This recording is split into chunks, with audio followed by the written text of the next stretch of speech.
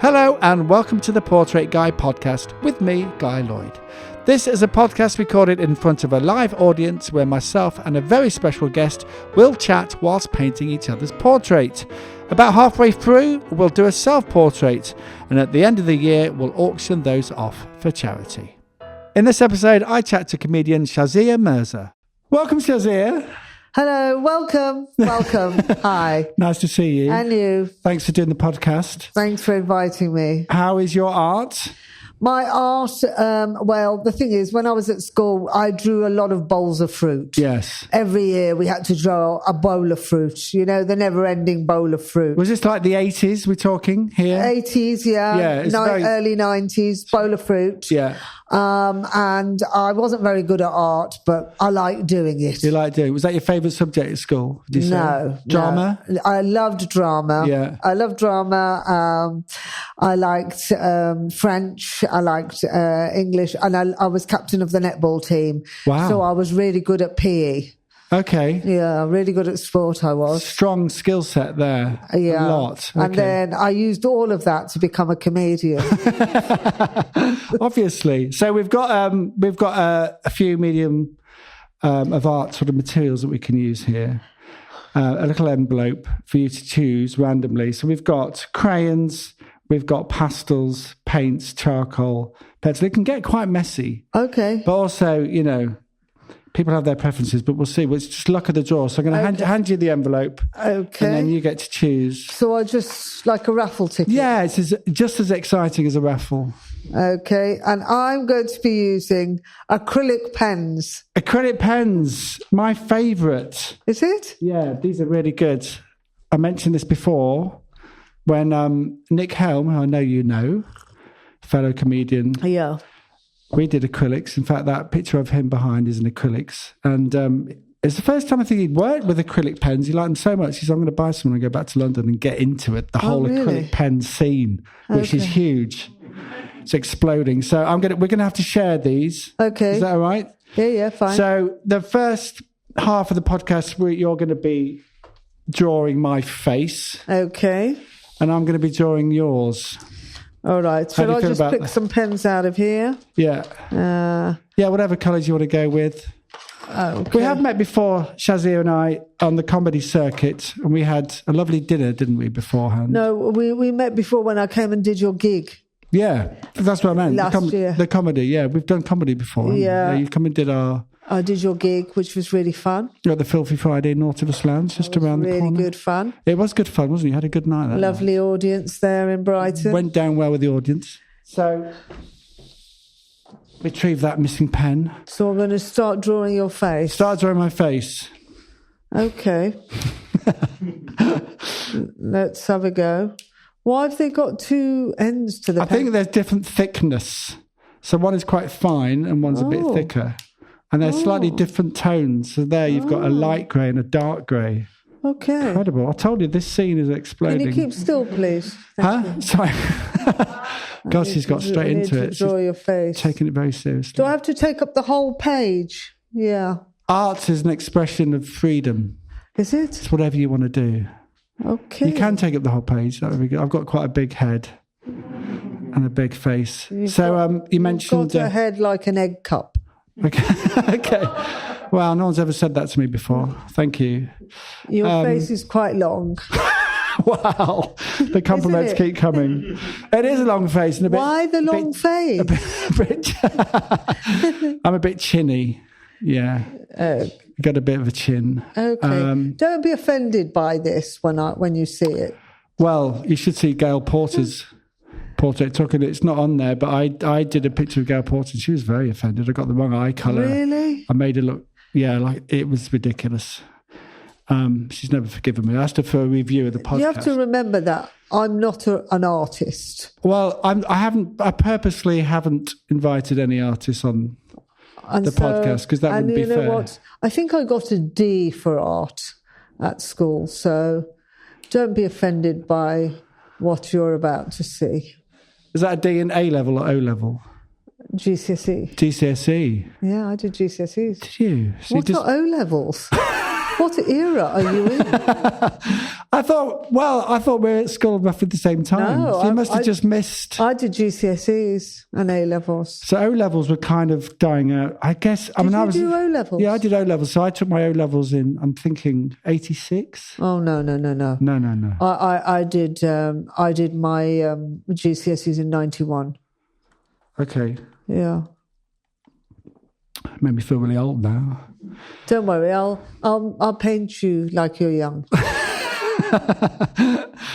So you mentioned drama being your... I was good at drama. I can imagine. Well, I mean, made a living I was good. There's a difference between being good at drama and being just a nuisance, really. Yeah. And I was a nuisance. I was always attention-seeking, which is not the same as being good at drama. But I was good at attention-seeking and making noise and making myself seen and heard. But in the end, and it's at the end of the day, what matters is your grades. That's what my parents used to say. That you're great? Grades. Oh, grades. And I got an A for drama. So GCSE. I was good. Yeah. You were, yeah. I was good at drama, got an A. I totally get what you mean by, I think I wasn't particularly good at drama, but it was an opportunity to sort of mess about, and it seemed like the least serious. I wasn't very academic, so it felt like the least serious of all the subjects. Well, I was in all the school plays. I played Mary Magdalene in the school play. Okay. Yeah, and that went well. I did well there. And I was always in all of the school plays. I wanted to always have the main part. And so really, probably the writing was on the wall. It really was. Did you have to audition, or was it a case of like volunteering and nobody else would volunteer? I mean, I would put my hand up. Yeah. Anybody want to do this? Yeah, I do. And you'd be straight in there. I'd be the first to put my hand up. And as you said, the writing was on the wall. So did you get the acting bug initially, or was it just a general performing bug, I wanted to be on stage, but I didn't know what I wanted to do. Because I mean, I didn't know anything about comedy then. You know, I didn't know what stand-up comedy was. I'd never been to a comedy club in my life before I did my first gig. So really, I've never been to a live stand-up comedy gig in my life. So you did your first gig without never seeing stand-up live? Yeah. The first time I ever walked into a gig to do my first gig was the first time I'd walked into a live stand-up gig. That's mental. It was crazy. Yeah, because when I was growing up, it wasn't part of our culture to watch stand-up. But the irony was, my mum, she loved watching comedy on TV, and she loved watching like Larry Grayson, Kenny Everett, John Inman, all the gay ones. She didn't know they were gay, but she always just go, I just love these men. Oh my God, they are so funny, so funny. They're just so funny. They're really. So she made us watch all the gay men on TV, but we didn't know they were gay. No. And I don't think she knew they were gay. She just thought, oh, isn't this great? Such effeminate men who are funny. So I grew up watching, you know, Larry Grayson, John Inman, Kenny Everett, you know, all of these men, Frankie Howard. She used to love Frankie Howard. And we used to just watch them all the time. But I never knew that was stand-up comedy. No. I didn't know that was something I could be, because it was all white men that were doing it. So I thought it was just for us to watch them and be entertained by them, but it wasn't something that I would do myself. Yeah, and also they're on TV, aren't they? So presumably a lot of these TV personalities of the day would have come through the clubs. And, but you wouldn't have been. I wouldn't have known that. No. I didn't know that. So like Frankie Howard and all these people, Larry Grayson, they did all the clubs. Yeah. But I didn't know those clubs existed. So I didn't know that was an art form. I just used to watch it. But what I realise now is that all that time that my mum was making me watch the gay men on TV, is that actually it was sinking into my subconscious that this is comedy and this is what you laugh at. This is, you make jokes about yourself and this is funny. And I think it really went into my subconscious, but I didn't know it at the time till many years later when I had tried to do stand-up and I realised that those people were my influences really growing up. Yeah. So when you did your first comedy gig without been to a comedy show before. Yeah. Presumably you'd written some material and you thought you'd just go along. No, I hadn't. I was, This is very brave. I was a science teacher Yeah. in an East End comprehensive because my mum and dad wanted me to be a doctor, obviously, because, that's what Asian people do, aren't we? We are either doctors, lawyers, dentists. Those were the only three options. It was either a doctor, a dentist, a lawyer, or you got deported and you married a man back in Pakistan and he never came back. So I thought, okay, I want to go to university because I want to leave home and I want to live my life a bit. So they said to me, you can only go to university if you do something that's respectable, so something science. And obviously I didn't want to spend 7 years training to be a doctor when I didn't want to be a doctor. So I went to university and I did a degree in biochemistry. And in Manchester, I was at Manchester University doing this degree. I wasn't interested in it at all. I just used to mess around, make drugs in the lab and try and sell them in the evening.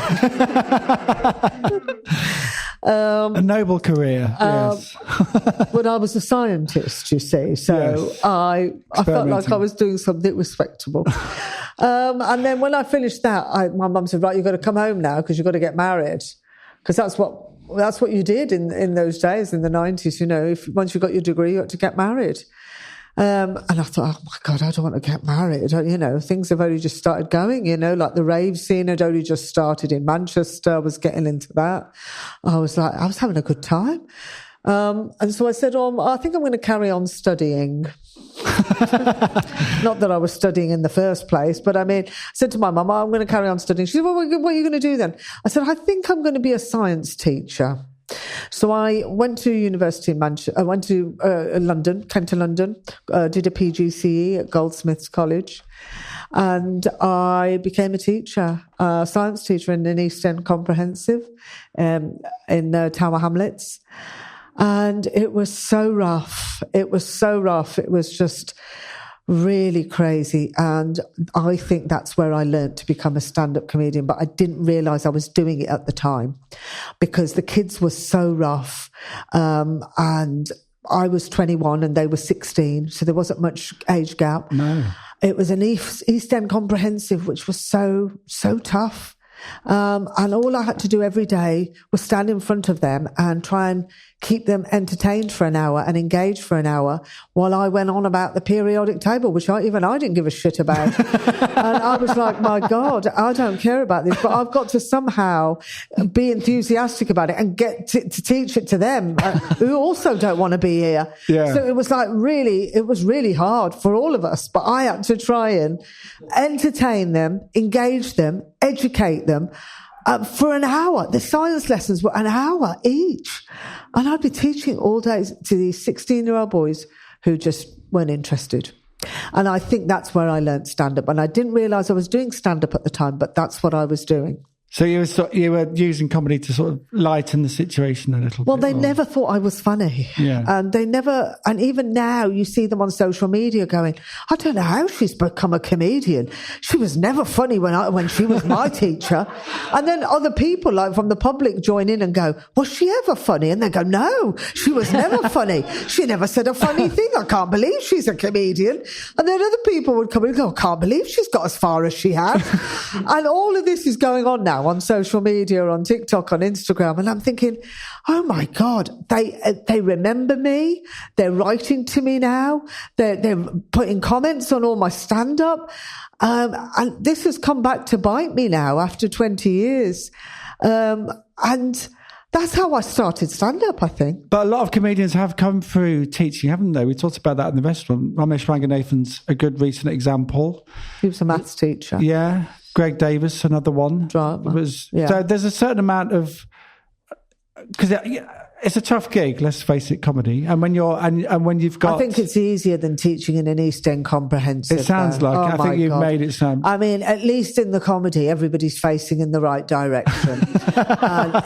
No one's ever tried to stab me. I've never come out of my gig and someone's chucked a bag of chapati flour over my car, which is what the kids used to do all the time. It was really hard. And honestly, I mean, I don't think comedy's that tough.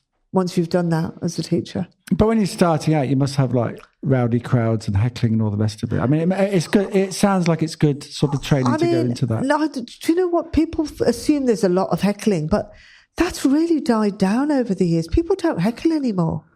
And you often see bouncers on the club doors who chuck people out if they heckle. Yes. So I think that was maybe something of the 80s and 90s. But when I started in the 2000s, since then, you don't really get hecklers. Okay. So I've never really had hecklers. I mean, the worst hecklers were the kids in the school. Yeah. And I think once I'd had that, it was never going to be as bad. True. But one of your students went on to do very well. Just one. Just one. One who did well. Dylan Mills went on to be Dizzy Rascal. Yeah. He went on to be a rapper. And what was it? Was it clear his talent? I guess you were aware that he was into his music at the time. He was into his music. He definitely wasn't into his science. He was into the music. That was his passion. But in those days, in the early 2000s, it's not like it is now where people go on Love Island and, Big Brother and they want to be famous. I think when he started back then and he was doing his music, it was just that he was passionate about music and loved music. Yeah. It was never about the fame or the money. Yeah. Which is a lot now. Celebrity culture it's really, that's what people go into it. Young people go into it. They want to be rich and famous overnight. But I don't think that it was like that for him. It was always about the music. It was always about the music. He was passionate about music and he had to channel his energy into somewhere. Because you know what, he did well. A lot of them ended up in Belmarsh, some of them, they just got arrested for minor crimes. Some of them just never amounted to anything. So he did very well to break the cycle and come out of that. Yeah. Yeah. Which, as you say, is very difficult to do, isn't it? Once you're caught up in that. So that system, that cycle and difficult areas. Because I taught in schools that were surrounded by council estates and all the kids from the council estates came to the school that I was teaching in. So that was their life. It was the council estate, the school, the market. And they couldn't see beyond that. Yeah. So he did amazing, really. Well done, Dizzy. Yeah. He'll be listening. So... when you did that, going back to your comedy, your first comedy, so you didn't go in with any material, did you say? Well, I did. Did you have some rough jokes, rough ideas? I went to this comedy writing course where they taught me to write some stuff, but I just wrote about how much I hated teaching and how much I hated the kids. And I named the kids and I described the kids. And I said, I hate this kid because this is what he did to me today. And I'm going to do this to him tomorrow. And I'm blah, blah. And I gave all the details. I never thought it was going anywhere. I just thought I'm going to write it and I'm going to do it in this comedy group where there was about 10 people. And that would be the end of it. Well, I got up and we all had to read out what we'd written. And then the teacher gave us feedback and everybody was laughing. Everybody thought it was hilarious. And the teacher said, this is so funny. You need to go on the circuit and perform this. I was like, what's the circuit? I'd never even heard of the circuit. I'd never been to a comedy club. She gave me a list and she goes, right, you've got to go out tomorrow night and you've got to do this material that you've just done in front of the class. I thought, my God, what am I doing? But I hated my job so much. I just thought this is a bit of an outlet. Anyway, so I went to this little room above a pub off Tottenham Court Road. And there was about 3 people in there and a dog and people. I just got up and I did my material about how much I hated the kids. And people really were laughing. Yeah, I can imagine. And I was thinking, I don't know what they're laughing at. I'm just telling the truth. Just telling the truth about my life, my day. And that's when I realised that is what comedy is. It's basically, it's telling the truth about your life. And if you tell the truth, even though people may not have the same life as you and they're not teachers, they don't know your school, they will relate to the truth that you're telling. And that's where the laughter happens, is when there's an acknowledgement of, oh my God, I understand that, or I know that. and that familiarity. And people were laughing. So I just honed that, and I started doing that on the circuit as my first bit of material was about how much I hated the kids and it also sounds quite cathartic for you in terms of like you're obviously having a terrible time at school, so it was quite comedy can be quite cathartic, isn't it, in talking about what's going on in your life and just getting up there and putting a different spin on it. I think I just was enjoying doing it. I was enjoying doing the material about how much I hated them. I did enjoy saying that out loud to public, to strangers, and they enjoyed hearing it. And so that started off my comedy career. What a lovely story. But unusual story, but I guess not in some ways, because if people, as I say, a lot of comedians come from, they might be... Frank Skinner was a teacher. Yeah, exactly. And they do talk about it in their comedy, you know. But all kinds of awful jobs before the comedy can be this sort of material that you open with, I guess, or start off with, because that's your life, as you say. That's what's going on in your life, and that's what you want to talk about. Yeah. You've been known as being... I mean, I think I saw you at Comedia the first time probably a good 10, 15 years ago. And there was we were talking about it outside on the way here. What I would say, some risky jokes. Really? Which I found really funny. I never, but you're known as quite a brave and courageous comedian. What do you think to those labels? I never have thought I'm a brave, or courageous or risky. I've always thought I'm just saying things about my life. I think because there were so few people that looked like me. There was like when I started comedy, there was no Muslim women in stand-up. People had never heard the things that I was saying before. So they might have thought that was shocking or brave because they'd never heard it before. But had there been loads of me on the circuit, loads of Asian women, loads of Muslim women, I think it would have been less shocking because the audiences would have been hearing this kind of material all the time. So I just think it was because I was the first Muslim woman doing stand-up in Britain, and the things I was saying they'd never heard before in a comedy format. But I don't think I was saying anything shocking. I think I was just saying things about my life, really. Yeah. I mean, that makes sense. That does make sense. Yeah. We've talked to a lot of comedians that have found it hard for all kinds of reasons in terms of like backgrounds and I guess the male-dominated industry that has been for many years. It seems better now. That was a weird noise. What happened there? The battery's just gone. So what was it like? Kind of, did you feel like it was quite a male-dominated industry at the time when you were... I mean, it's been well documented that comedy has been white male Oxbridge for most of its history, and obviously now things have to change a bit because it was just getting a bit boring. White men talking about being white men, so boring. They all had the same story. Honestly, you'd close your eyes and you couldn't tell the difference between any of the comedians because it was all the same voice, all the same point of view, all the same kind of material. It just got so boring in the end. We had to really mix it up. So I'm glad that things have changed now a bit. Yeah. You want to hear, also it's boring for the audience. You want to hear something different. Absolutely.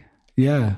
But you said was there a lot of frustration when you first started out? Did you feel... I didn't know any different because that's how it was. It was all white men. But thankfully that was one good thing about the pandemic, is that a lot of them died. They did. They died, didn't they? They got wiped out. So I know. What a relief! What a relief! It was a relief because when the pandemic ended, we started a new slate, and it was more lively, diverse, and fun. I do remember with these white men is they always make a comeback, don't they? So let's not get excited. Look what happened to Trump. He made a comeback twice. Yeah. How's the art going? I'm just going to... Fantastic. Is it? Yeah, fantastic. I felt like the most important part of your features are your eyes. Incredible eyes. Really? And beautifully shaped eyebrows. Really? I'm not sure I've done it justice on here, but I just wanted to say that. Okay. We'll see. How's it going from your side? Well, you being a white man, I've really had to put some colour into this because it was really bland. So I'm pleased to hear that. I've just kind of put some... By the way, we don't show the audience our work. Really? We do a little reveal at the end. I forgot to tell you that. Yes, there's a little surprise at the end. And the audience, just by their reaction, you'll know how good your work is. Yes, it's very instant, shall I say. It's like comedy, really. Yeah, absolutely. You get instant reaction in comedy. Yeah, do you love that? Is that what you love? Yeah, I love it that, you can go on stage, say what you want to say, and you'll know straight away whether the audience are enjoying this or not because you hear the laughter. Yeah, it's there, isn't it? They are sort of the judge, I guess, at the end of the day. And you know what? The sound of laughter is really a nice feeling. The sound of laughter is kind of, that's kind of healing and meditative and transformative and enlightening, and when you hear the sound of laughter from like 200 people laughing, it's quite nice. I can understand why people find it therapeutic. Yeah. It's like the waves of the sea. It's like lying on a beach and you hear the sea. It's like that on stage when you're standing on stage and you hear waves of laughter. You think, oh my God, they're really enjoying themselves. They sound really happy. It's a beautiful thing. Yeah, because in real life you don't hear that. No. It's very rare that you hear so much collective laughter. Yeah, I think it's a really important... Or much laughter, just generally. Just generally in day-to-day life. Yeah. I think it's such an important art form. Were there any times in your comedy career when you felt like giving it up, or any tough moments? Loads of times. Loads of times I thought, you know what, I've got to give this up now because it's really hard or it's really difficult. I'm really tired of this. It's hard to generate material. And so many times I thought, you know what, I'll go back to teaching. And I did a few times. I went back and I did some supply teaching. But I didn't realise how much people recognised me. Because people would see me walking through the corridor and I'd have kids chasing me up the corridor asking for selfies. And I just thought, I can't do this anymore. No, that's a strange situation. Or they'd be pointing at me or peeping through the windows when I was teaching because they kept thinking, there's that woman. Or they'd come up to me and they'd go, Miss, are you that comedian? And I'd have to deny it. I'd have to say, no, that's not me. That's not me. And they'd go, but it is you. And then they'd come back about an hour later with a picture of me off Google and go, Miss, look, this is you. I'm like, that's not me. And I thought I couldn't do it in the end because they just all knew me and it just got in the way. I couldn't teach properly.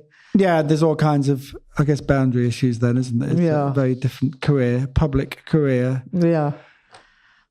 And was the acting sort of happening alongside that from your because you are an actor, comedian and writer, so was it very much head in the comedy game and focusing on that? I just wanted to do comedy. That's what I wanted to do, but I did go to drama school before that, and I thought I might act, but the thing is, once I was in the comedy I was just concentrated on the comedy, but I have, as time has gone on, I've been offered roles, been asked to audition for stuff, and I have gone along with that, and I have done that. Enjoyed the acting? It's been really good, yeah. Because with the comedy, I love it because you've got to be really alert because you've got to really make people laugh and you've got to be on the case. You've got to really gag, if you're on stage, make the audience laugh. And a lot of the acting I've done has been, some of it's been funny, but a lot of it has been serious. And that's totally different. How do you find that, switching into that role? Do you find that was it a struggle at first? Or? No, it's quite interesting, really. Like, so I did EastEnders recently where I was the consultant paediatrician. It was really good, actually, because my parents always wanted me to be a doctor. And And then finally I became a doctor. On an iconic soap. On EastEnders. And my mum and dad went round knocking on all the Asian people's doors in Birmingham going, my daughter is a doctor. Finally, she's made it. She's a doctor. And people were like, but she's not a real one. And they were like, yes, but it'll do. At this point, it will do. So I became, I am the consultant paediatrician on EastEnders. I did like a few episodes, 3 or 4 episodes of that. But dealing with a really serious issue. And it was amazing though, because I grew up watching EastEnders. You know, like when I was a kid, I used to watch Dirty Den and Angie Watts and Pat Butcher and all these iconic characters and that I loved. You know, we loved EastEnders. Everybody watched it. And what the crazy thing is, when I was about 9 or 10, I did write to EastEnders. I wrote to EastEnders, Grange Hill and Brookside asking if I could be on them. And they wrote back to me. And I kept the letters all these years. And I've still got them. And EastEnders wrote back to me and said, we don't just take people like that. You've got to go to a London drama school like Sylvia Young or Italia Conti, and we get kids from those drama schools to audition, and that's how they get on the show. They said, we get loads of letters from random people like yourself, and it just doesn't work like that. And I kept that letter. And I've still got it. And then a few months ago, I got the part on EastEnders, and I was reading that letter. I thought, my God, 35 years later, it's happened. I'm actually in it. I'm actually in EastEnders and I'm a doctor. And I was doing some scenes with Pete Beale. And I was like, I used to watch Pete Beale growing up, and now Ian Beale.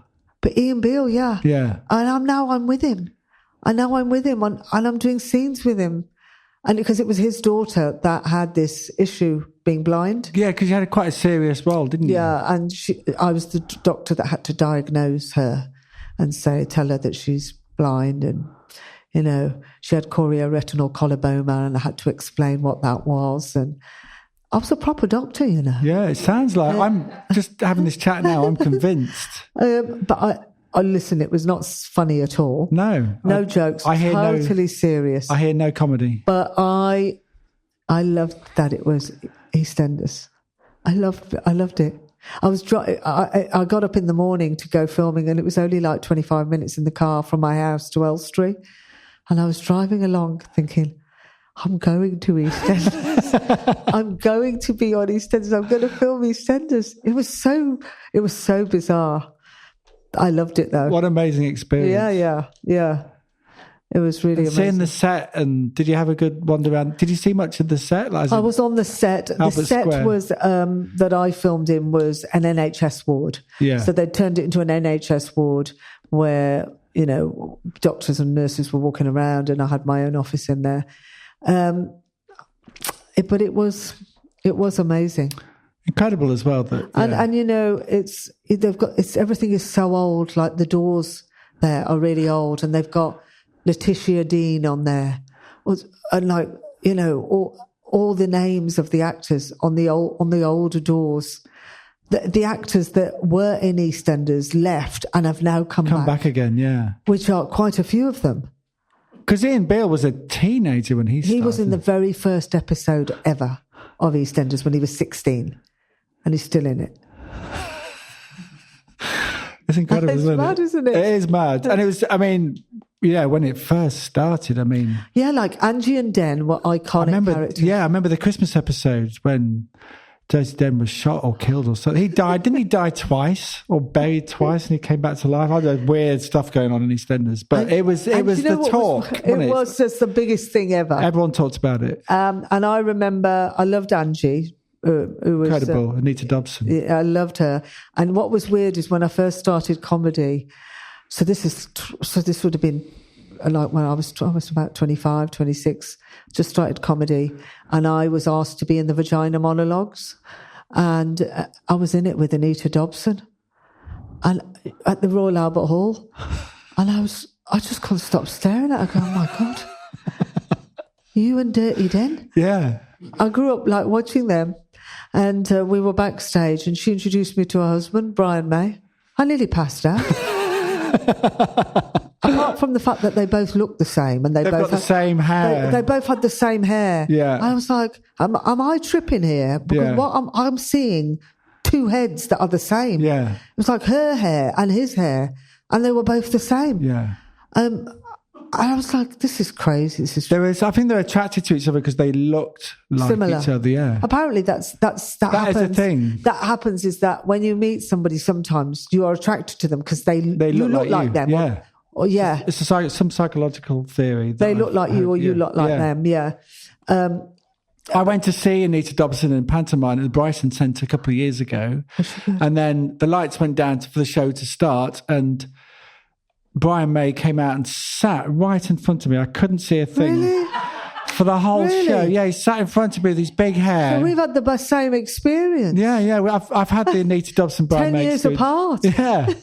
And then I met Brian afterwards because I'm a massive Queen fan, so that was huge for me. He was so lovely. Yeah, he wasn't to me. Oh, wasn't he? Well, he was just a bit curt and couldn't be bothered. He was there to support his wife. He didn't want to be bothered by He fans. said to me, good luck in your career. I hope it goes really well. Did he? Yeah, he was really nice. That's nice. Yeah, he was really nice. That's good to hear because, you don't want to be disappointed by meeting your heroes, do you? How are you getting on with it? We're about halfway through. Are you finished? I don't think I can add any more talent, I would say, to this pitch. Are you okay? Yeah, mine's great. Yeah. You done? Yeah. So we have to tactfully just rip it off.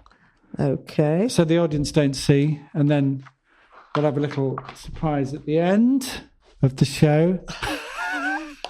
I just got a little glimpse of my This face. is an Andy Warhol. Yes. So hide that. We'll put that down there. We'll do a little reveal afterwards. And now you can do a self-portrait of myself. Of yourself. I think we can try a different medium. Would you like a different medium? Okay, yeah. Yeah? Have you got the envelope with you? You can dive in again. Okay. We'll go for something different just to shake things up. Okay, so I'm going for pastels here. Okay, pastels. Here we go. Colour pastel pens. Help yourself. These pastels? Yes. Oh. Pastel pens. Are these pastel pens? Yes. Okay. I'll get that for you. You got it? This needs to be sharpened. Apologies. I'll blame that on the production team. Production team, why haven't you sharpened the pencils? I can't believe it. Okay, fine. Can you work with that? I can work around it. Okay. Okay. When we came to this part of the podcast with Nick Helm, the self-portrait, he had no idea what he looked like. He couldn't remember the last time he looked in the mirror. Really? Yeah. I'm assuming you've looked in the mirror today, haven't you? Me? Yeah. I spend quite a lot of time in front of the mirror. Do you? Mm. Doing what? Various things. Keep it vague. Yeah. Various things. Is this PG? This podcast? You can say what you like. Okay. I don't spend a lot of time in the mirror, but sometimes you have to have your makeup done for TV, so you're sitting there looking at your face. Yeah. Yeah. And that's it, just the makeup. Okay. Yeah. Good. All right. Okay. I saw you on Celebrity Apprentice. Oh, yes. Which you was, if you haven't seen, The Apprentice, Lord Alan Sugar, etc. You're fired. You're fired. This was a celebrity version. I believe the first celebrity version they've done of The Apprentice. When they say celebrity, I mean, it's in the loosest form of the word. I mean, we're not talking Mick Jagger, no. Paul McCartney. I think they turned it down, didn't they? You had, one of the celebrities was Tom, and his celebrity status was that he had been on The Apprentice before, which was, that's a stretch. Two celebrities don't make a rhyme. No, exactly, yeah. That is a stretch. But it was great fun to watch you. You were good value, as I'd expect. The thing is, with this, everything is celebrity now, isn't it? Yes. They put celebrity in front of anything. Yeah. What does it mean? It doesn't mean anything anymore. No. And the first thing that happens when these shows come out, Celebrity Apprentice, Celebrity Bake Off, Celebrity Strictly Come Dancing, you get people moaning, going, Who's that? Who's that? I've only known one of them. I don't recognise any of them. Yeah. How are these celebrities? And then somebody else will pipe up and go, who do you want? Robert De Niro? Because it's like, this is the time that we live in. Yes. That this is a reflection of our time. That it is. When they say celebrity, I mean, they're never going to mean, people like Elvis and, Paul McCartney and, those people. People with talent. People with talent are not called celebrities, are they? No. I mean, when the Beatles were around, they weren't called celebrities, were they? They were just genuinely famous. Yeah, for doing what they do. And these days, everybody's famous. There's so many famous people that the idea of fame has been so diluted. So I'm going to be very direct with you here. When you found out you were doing Celebrity Apprentice and you found out who else was on it. First thing I did was I checked to see who else I knew. Yeah, I was going to say, did you Google? I was the only one I knew. I mean, the thing is, I don't know why they say this, put celebrity in front of stuff. It's just, I mean, my mechanic, he does a couple of famous people now.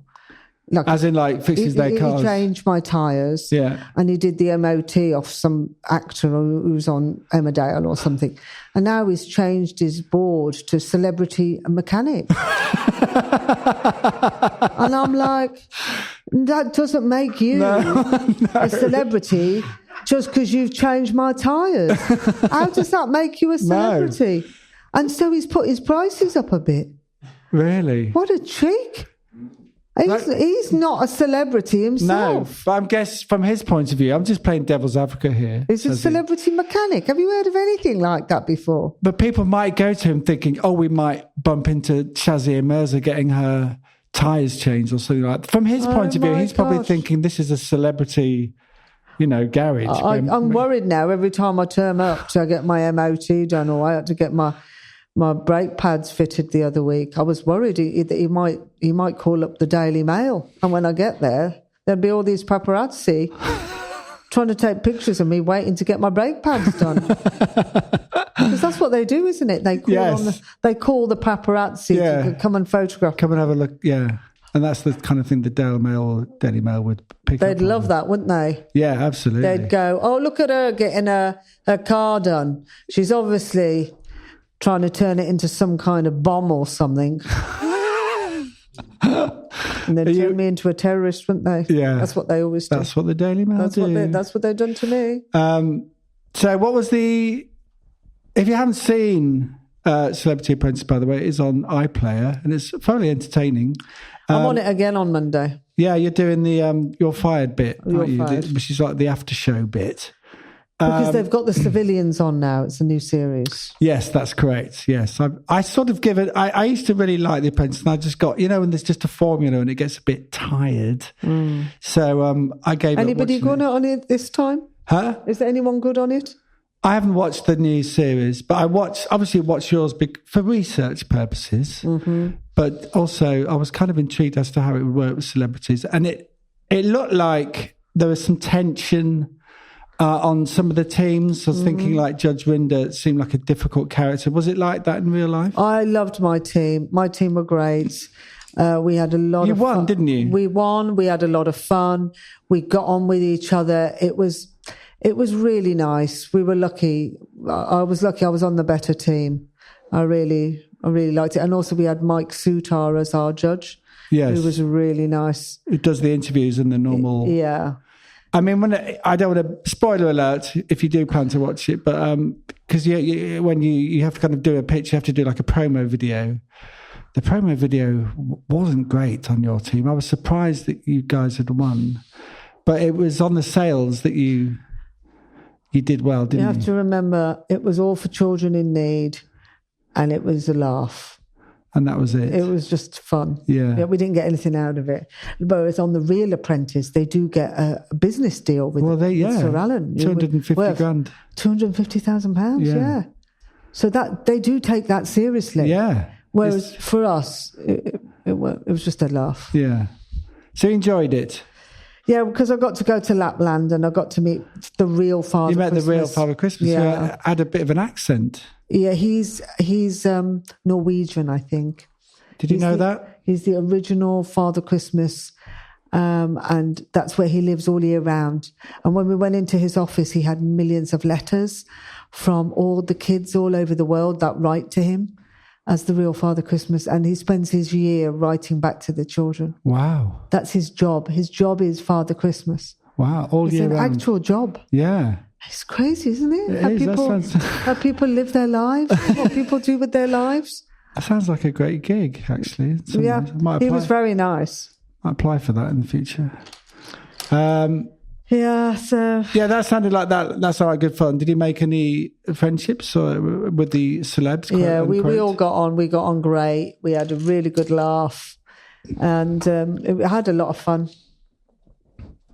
Any more... I mean, you've done a few reality TV shows, and the ones that you've done seem to be...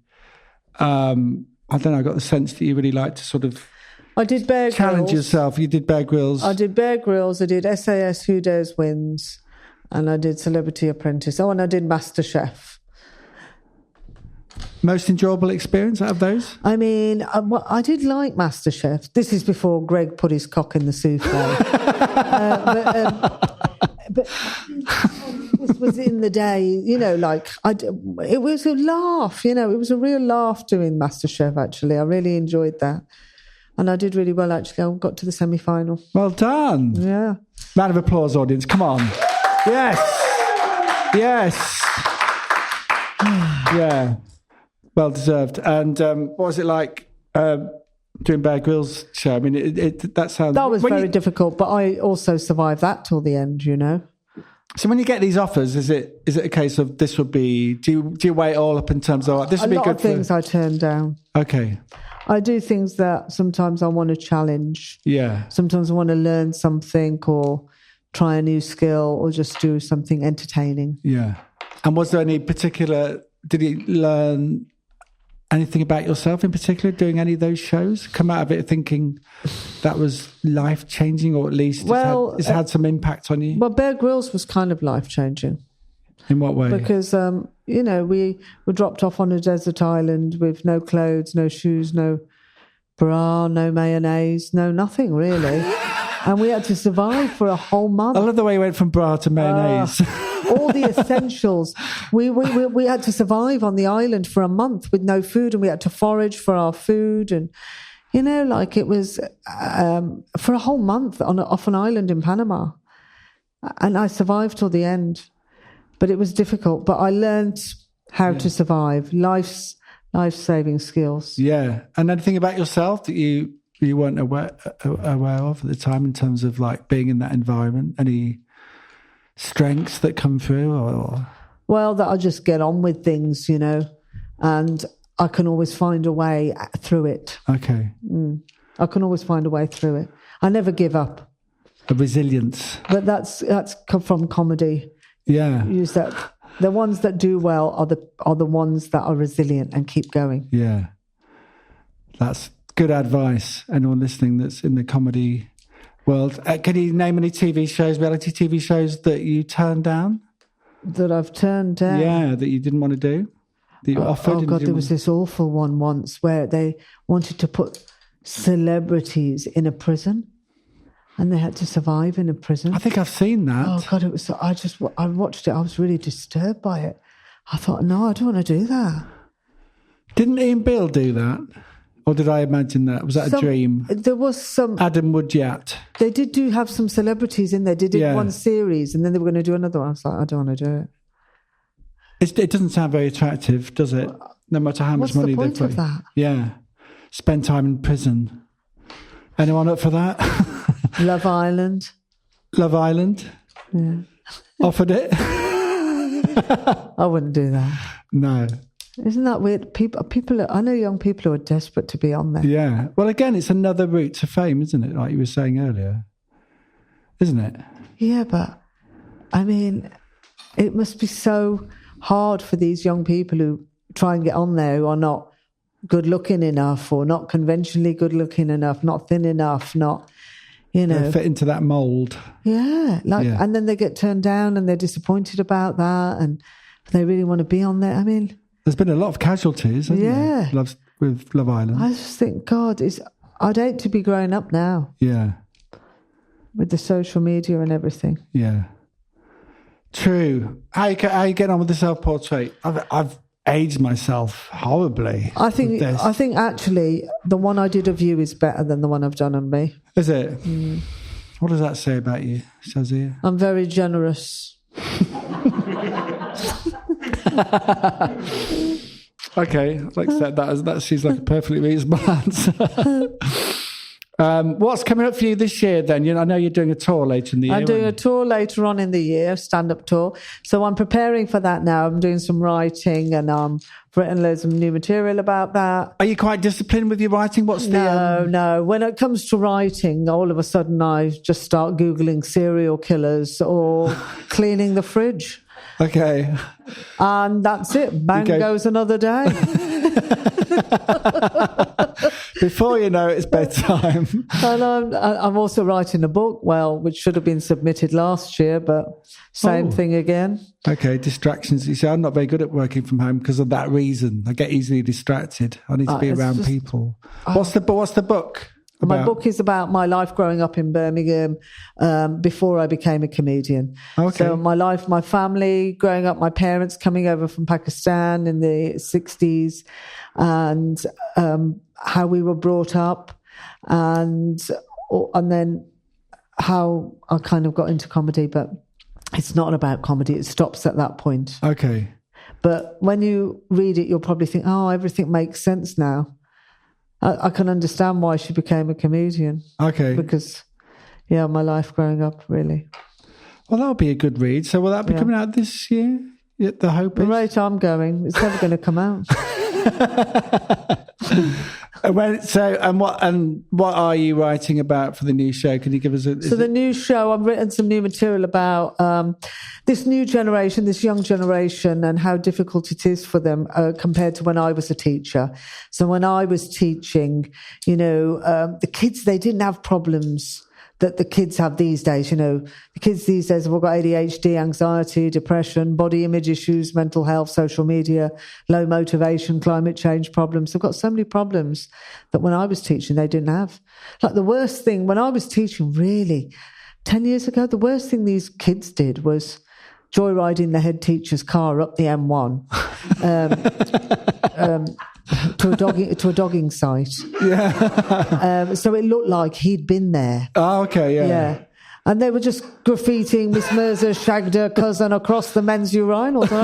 I think, how do they know? Have they spoken to Mohammed Iqbal from Birmingham? I mean, it was, it was old-fashioned naughtiness. They were the days, weren't they? Like, it was old-fashioned, like shoplifting eyeliners and singing out a tune during my science class and stealing. They used to steal the pestles and mortars and sell them to the local drug dealers in exchange for free drugs.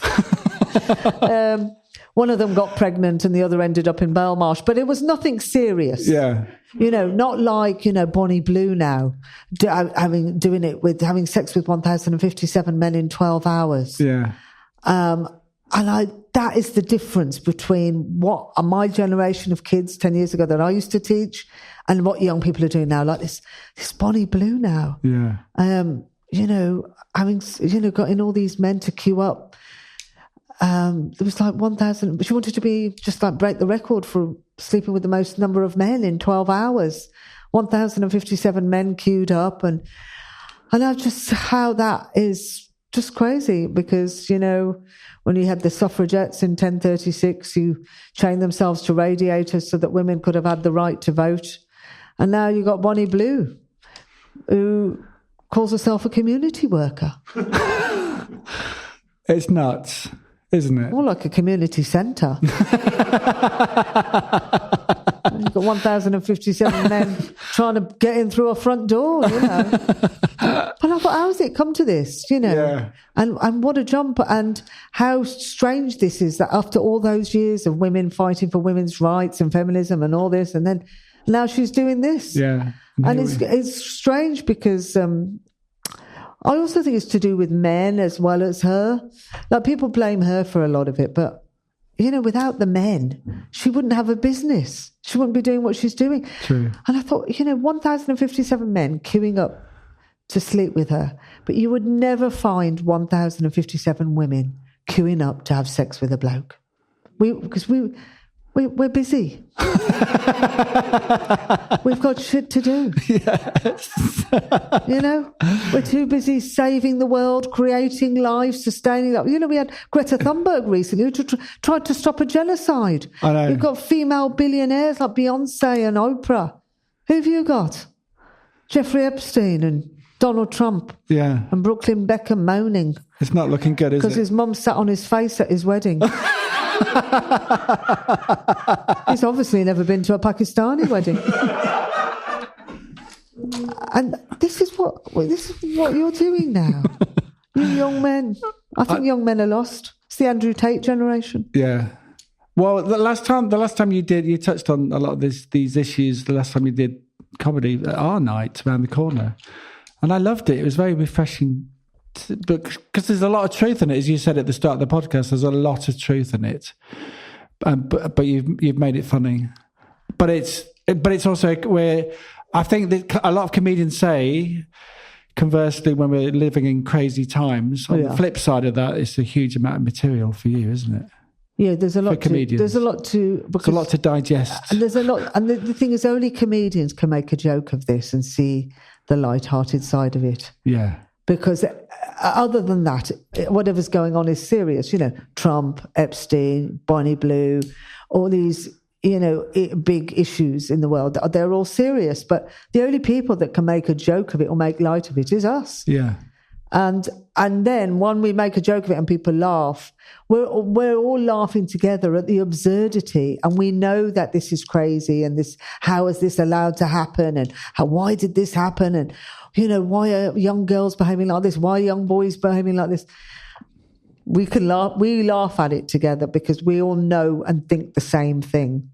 And I do some material about, a lot of it is to do with when I was teaching and how things are now, and things about gender, and things about offence as well. I've got a big routine about offence, about being offended. Also, I've got a big routine about this gender stuff at the moment, where I went to do a gig. I was asked to do a corporate gig recently for a tech company in Old Street. And before I went, they said to me, Shazia, we just don't want our staff to be offended.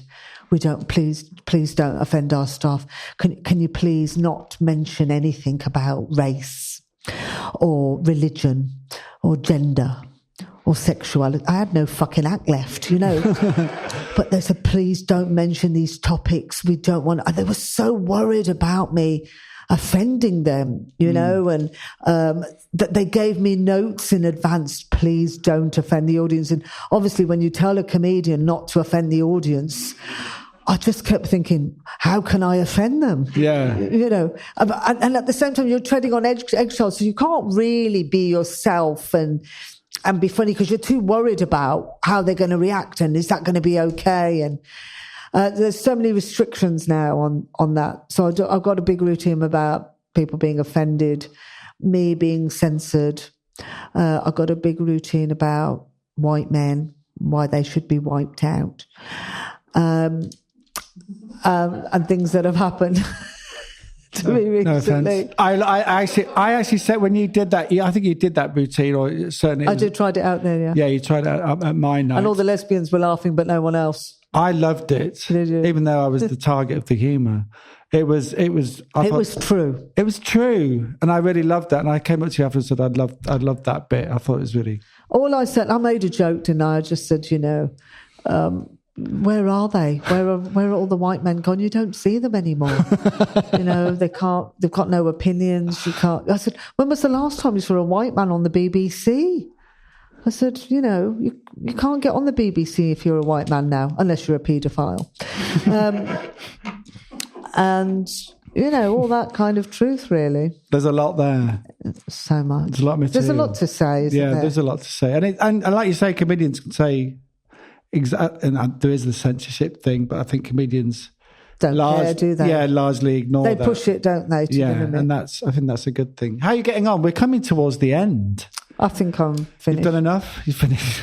I think I've finished. Okay. It's hard to do a self-portrait, really. The more I add, the older I look. So I think I'm going to stop on my self-portrait. I've gone for a different style tonight. We can do a reveal now. Are you ready to do a reveal? Okay, of which one? The first one? I think we'll do the first one. So if you want to take, I think yours is on top. Okay. Do you want to do, so this is a portrait of me that Shazia. This. Oh, yes. That's really flattering. You've really captured my chin. But isn't that, it's quite good, isn't it? It is good. It's definitely me. I love the rosy cheeks, the sort of slightly shit beard, the weird nose, big ears. Yeah, you've got all my best features. Thank you. And then the shape of the face I've got right. Yeah. The hair is good. The hair is good. Green eyes. Yeah. Which they do sort of flip between green and brown. So you've really captured me there. Well done. That's good, isn't it? Very good. And colourful. Yes, I'm going to do yours now. Okay. Ooh, I got an ooh. That's really good. Thanks. I like the colours. Yeah, I went for some silhouettes. Bit of purple, light purple and dark purple. Mm-hmm. Yeah. I'm not sure it looks like you, but it's a nice well picture. Drawn. It's well drawn, exactly. It was a good effort. Thank you. Shall we try the self-portrait and do yours first? Okay.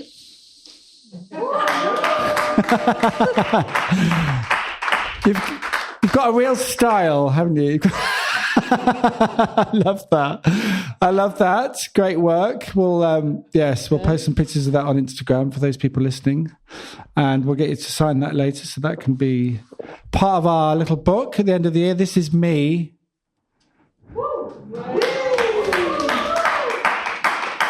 It looks like one of those photo fits off Crime Watch. You know when Crime Watch puts up a photo fit for the have you seen this man? Serial killer? Yeah, that's what it always. The photo fit always looks like that. I think I look rugged. That's a Crime Watch photo fit. That is. Yeah. Do you know what? I recognise that man. Yeah. I'm going to dial that number 0800 1111. I know that man. I had this it's weird that you mentioned that, because I had this conversation today. I just finished on this. We're sharing childhood stories at work today, and I was convinced that I knew what the Yorkshire Ripper looked like, and I drew him, and I took it to the local police station and handed it and said, "This is your guy."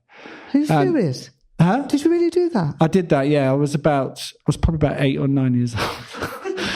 And I took it into the police station, they said, "Thanks a lot, that is really useful information."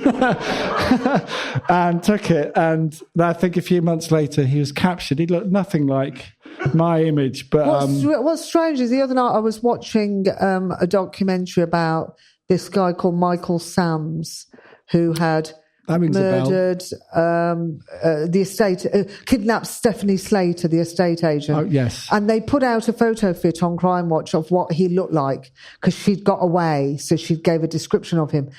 And his ex-wife rang up Crime Watch and said, "I think that's my ex-husband." Oh, wow. And that's how he was caught. Wow. Because the ex-wife recognised him. Blimey. The power of TV. Shazia, it's been great to finish on a lovely story. Heartwarming story. It's been so lovely to spend time with you. Thank you. Thank you for doing the podcast. Thank you. Having a nice meal together and drawing together. Yeah. And let's get it for Shazia Mirza. Thank you. Thank you.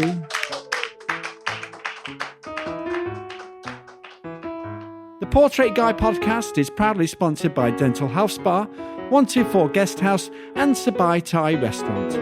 Thai chefs using traditional Thai recipes and sourcing local Thai ingredients for the best Thai in town.